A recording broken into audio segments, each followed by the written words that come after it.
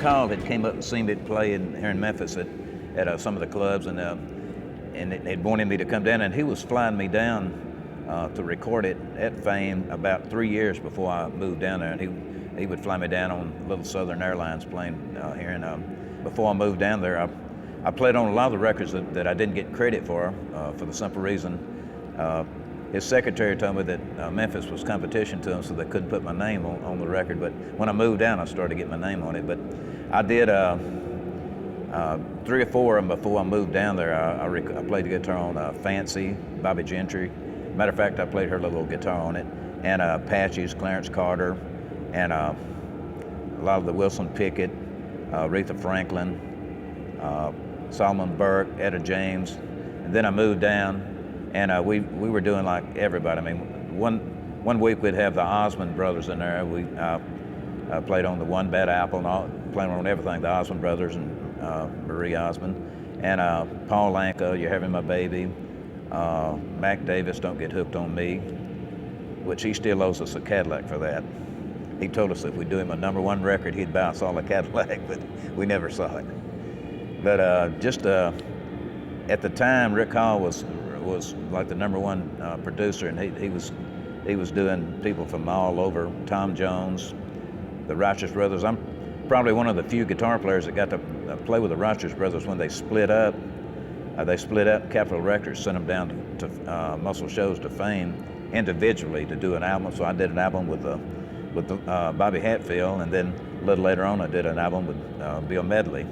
And then when I started with Little Richard, we did a show in Maui, and they opened the show, and so I got to be with them as a team, and we got to talk about the Fame stuff when they came down individually. So it's pretty neat.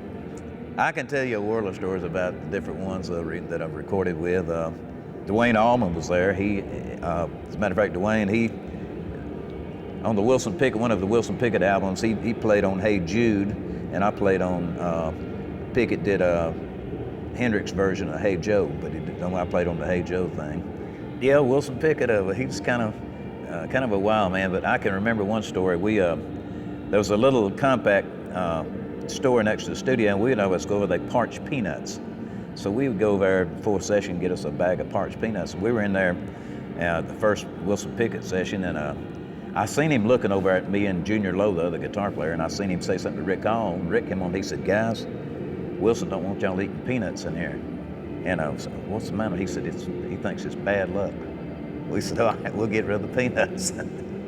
But it was just a strange things. Another story, Lou Rawls came down, and we had been told from Capitol Records, they said, "Look, this guy he's hard to work with." He said, he's really he's hard to work with. You gotta just handle him with kids and gloves." So I could always get along with the artists, and I could communicate with them. So Rick told me, he said, "I'm gonna turn it over to you, just see how it goes, So Lou Rawls came in, so we all met him, and I introduced myself, and I told him, I said, what do you want to do?" And he said, "I'm wanting to do a tribute album to Sam Cooke." And I said, "I love Sam Cooke."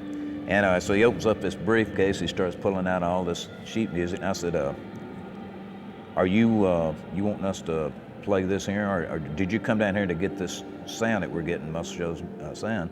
He said, "Oh, I want that sound, that's why I'm down here." And I said, "Well, not wanting to hurt your feelings," I said, "but we don't read music. We play from the heart, and we have a thing we call a number charts that we make up to play by." And I said, he said, "That's the way I want to do it." So we did the thing. First thing we did was Sam Cooke thing, "Bring It On Home to Me," and we just sat out there. I started a thing like.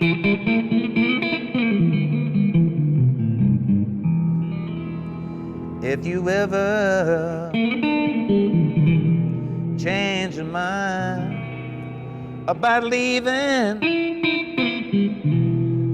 me behind, whoa, baby, bring it to me. Bring your sweet loving, bring it on home to me. Oh, yeah, yeah, yeah. And he flipped out. He flipped out. He just went crazy, and he was the easiest guy in the world to work with. And he went out to Vegas, and I had some friends that went out, and he integrated me into his show. He was telling about it. He said, "This little funky white guitar player, man," he said, he kind of went through the whole thing, you know. Made me feel good.